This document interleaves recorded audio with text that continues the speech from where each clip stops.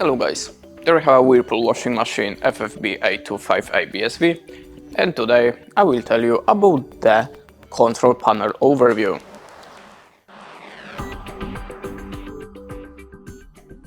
So, as you can see, in this control panel we have 6 buttons.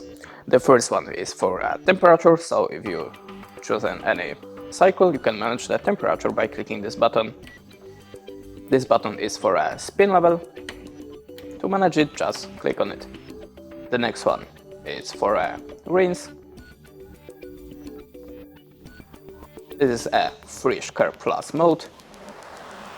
By this button you can set the delay.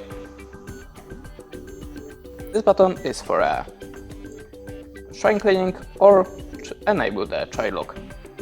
And that's it. Thanks for watching, leave it a like or comment, and goodbye.